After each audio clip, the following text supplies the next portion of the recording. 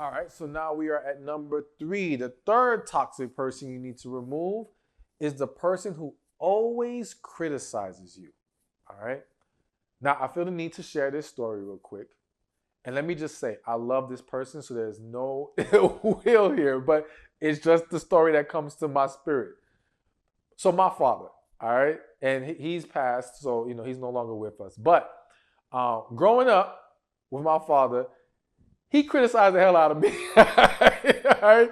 Now listen, I seriously I can laugh about this because I understand what was going on with him, and this is the reason why I'm using my father as an example.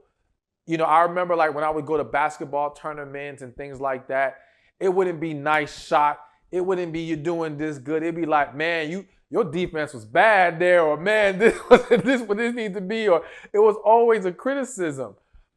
And as a child, I didn't understand it, and I may have struggled with it. But as I got older, and I did go to counseling to work through my issues, right? Which is what helps me to understand the power of going to a coach or a therapist.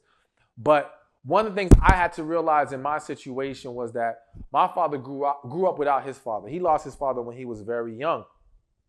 So he didn't get that example set in his life.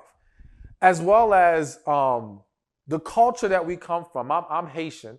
My parents are Haitian. And I don't want to put this on all Haitians, but I'm just going to say what I've seen in the culture is that it's a culture filled with a lot of discipline and structure, not always very loving and compassionate. All right. And again, I'm not saying that applies to everybody in the culture, but it is what I've seen a lot myself.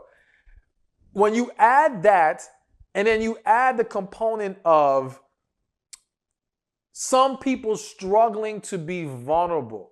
And so you have to understand that some people being always criticizing rather than complimenting is a struggle to be vulnerable in that way, to be expressive in that way. Now, again, I'm not laying out these reasons to make it excusable, but I gave you the story of my father because what I can say for sure is this. I know my father loved me. I know he had good intentions. He may have not understood how to navigate through that. And so if you're dealing with a parent who's been overly critical, don't internalize, and not just a parent, anybody, don't automatically internalize it as something about you.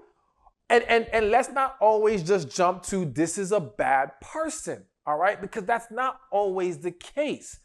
And that's why I have to give that story so that you see it more clearly. That yes, some situations are just there are people that nothing's gonna get better with. They just need to be removed. Hell, yes, in some cases, even parents, you're gonna have to remove yourself from and detach from your life because they have no willingness to make changes and make things better, even after you have expressed to them and shown them how this is negatively impacting you. However, there are people that once they get to the root of their own issues, because that being overly critical is a symptom of a deeper issue within themselves, all right?